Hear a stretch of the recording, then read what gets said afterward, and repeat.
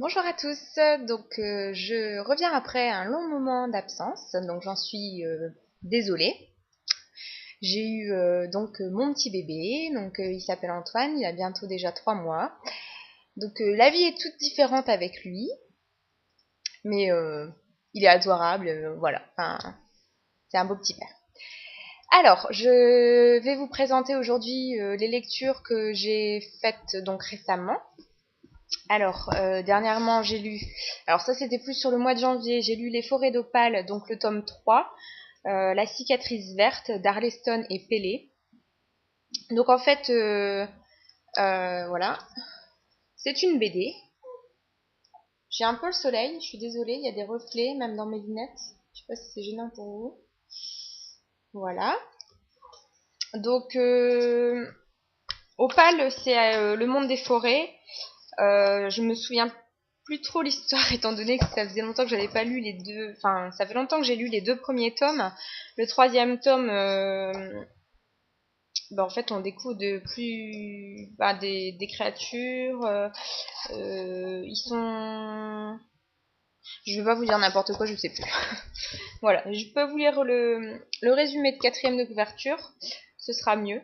Opale est le monde des forêts, le clergé de la lumière y fait régner un pouvoir assis sur la puissance des pierres magiques.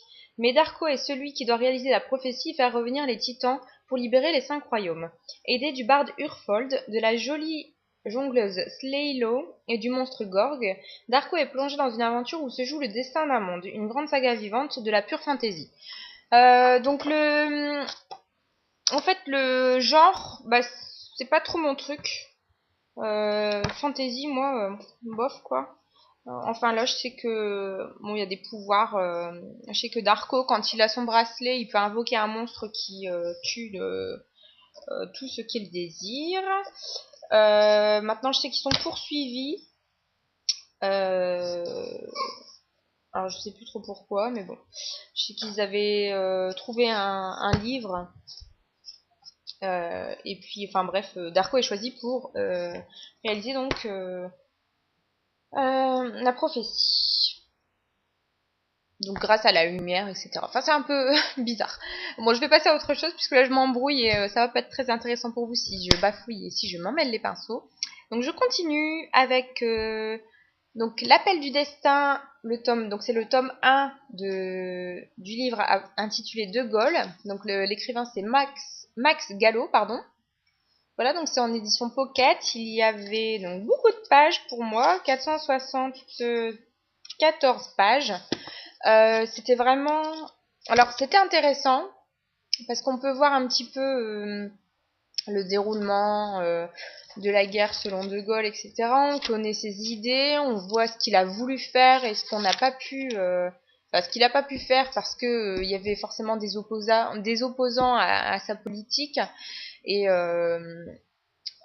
et en fait, De Gaulle voulait absolument avoir des chars en masse pour pouvoir attaquer donc les Allemands et donc les en empêcher, enfin les empêcher leur invasion.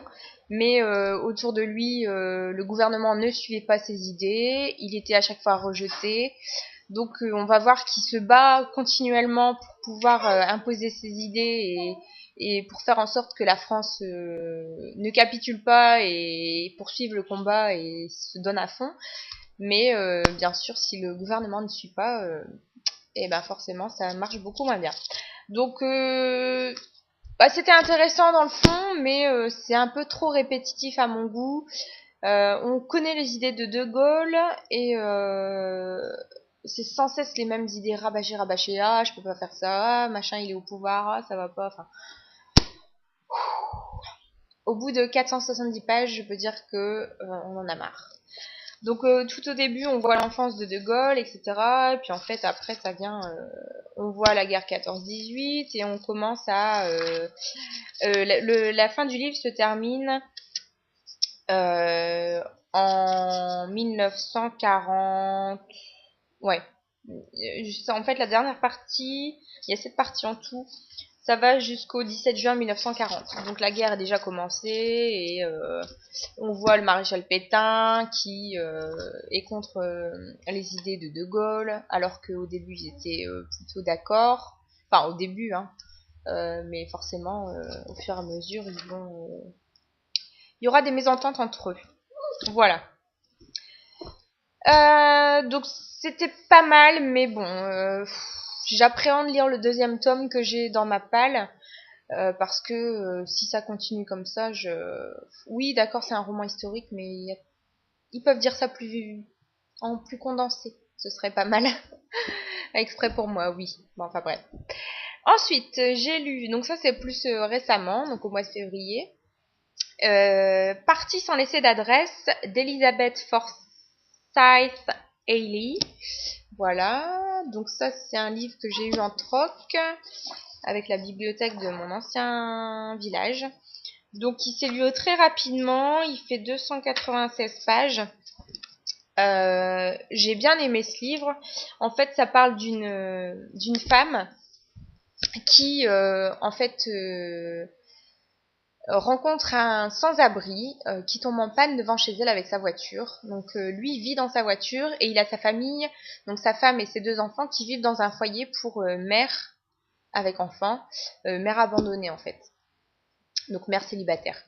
Euh, et donc elle va tout faire pour les aider, les accueillir. En même temps, son mari part avec une autre femme, donc ça remet sa vie en cause. Et donc tout au long du livre, on voit sa détermination à aider les sans-abri et à remonter la pente. Voilà. Donc j'ai trouvé ça pas mal du tout.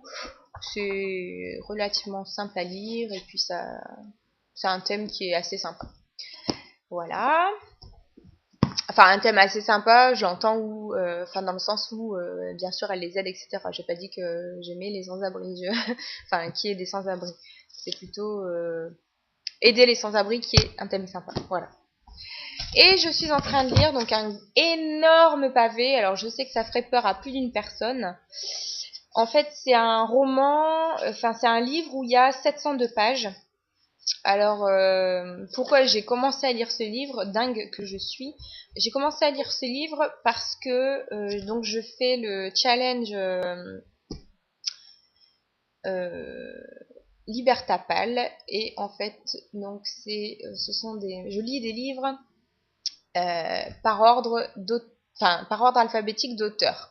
Donc j'ai lu G Max Gallo, H Elizabeth Forsyth Hailey et maintenant je lis I et c'est le seul livre que j'ai dont l'auteur commence par un I, Roger Icor, Les eaux mêlées. Alors en plus, ça commence même pas par les eaux mêlées, parce qu'il y a 2 romans, comme je vous disais. Ça commence par La grève de printemps. Et bien sûr, après, il y a Les eaux mêlées. Donc, La grève de printemps, il y a 340 pages. Et ensuite, eh ben, jusqu'à la page 702, c'est Les eaux mêlées. Donc, c'est ce qui fait que ce livre est énorme. Alors j'en suis à la page 158 pour l'instant. J'ai pas lu énormément récemment, mais bon, je pensais que ça allait être très long de lire ce livre. Apparemment, pour l'instant, ça me plaît assez. Donc heureusement parce que imaginez un livre de cette taille qui ne me plaît pas. Ça aurait été Max Gallo, De Gaulle, alors là j'ai abandonné tout de suite. Même si je suis pas du genre à abandonner mes livres et je les lis jusqu'au bout. Je me force même si je n'aime pas. Là je pense que j'aurais passé... Ah, vous entendez Antoine. Donc là j'aurais passé des mois et des mois à lire ce livre, quoi. Mais là bon, pour l'instant ça va. C'est l'histoire de Yankel, donc un Russe qui passe la frontière... Enfin, il émigre en France parce qu'il est maltraité en Russie, donc il est juif. Et donc, on voit, pour l'instant, il arrive en France, et il a trouvé du travail, donc voilà, il a trouvé une famille chez qui habiter, et il a trouvé du travail. Donc, on voit son périple depuis la Russie jusqu'en France, et comment il s'établit en France. Donc pour l'instant c'est assez sympa, je sais pas ce qui va se passer par la suite, on verra bien.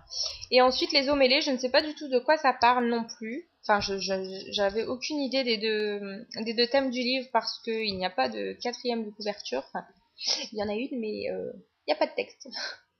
Voilà.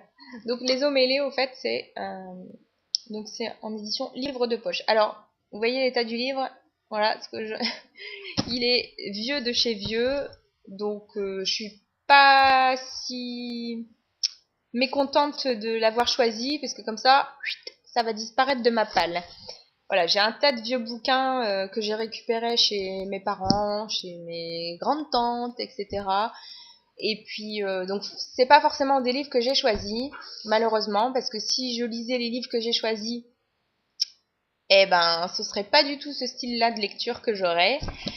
Mais bon, j'aime pas jeter les livres, et puis là, je me fais un petit challenge pour histoire de vider ma palle de livres dont je n'ai pas envie de lire les titres.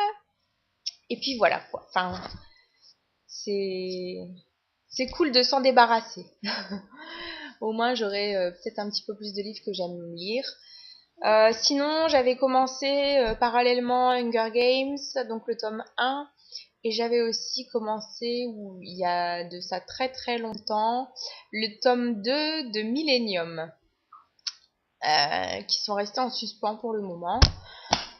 Mais bon, je préfère vider ma palle, parce que le tome 2 de Millennium, c'est un livre qu'on m'a prêté, donc c'est pas très urgent. Enfin, je ne dois pas le rendre tout de suite, donc ça va. Sinon, je l'aurais lu, bien sûr. Et Hunger Games, je l'avais commencé parce que je trouvais un autre livre très long. Voilà, donc quand je m'ennuierai dans mes lectures, je recommencerai à lire Hunger Games. Et sinon, pour Millennium, je suis bientôt au L de Stieg Larsson. Donc, je pense le lire à la lettre L pour mon challenge. Voilà les news. Bah écoutez, sinon, vous m'avez donné envie de refaire des vidéos, puisqu'en ce moment, je regarde vos vidéos. J'avais plus trop le temps en ce moment, et puis Loulou, parfois, bon, c'est pas qu'il est pas sage, etc., mais j'avais pas trop le courage de faire des vidéos, etc. On n'a pas les mêmes priorités quand on devient maman. D'ailleurs, je salue Lolo Lecture qui a aussi été maman récemment. Donc, je te fais un gros bisou, Lolo Lecture. J'espère que tu vas bien et que ton petit bout de chou aussi. Voilà, sinon le mien il gazouille à côté, donc c'est assez sympa. Voilà. Bon, bah écoutez, je vous fais de gros bisous. J'espère vous faire une revue lecture bientôt. Vous m'avez manqué. Voilà, bah écoutez, j'espère que vous avez de bonnes lectures en ce moment. Moi, ça va. J'essaye de m'y remettre.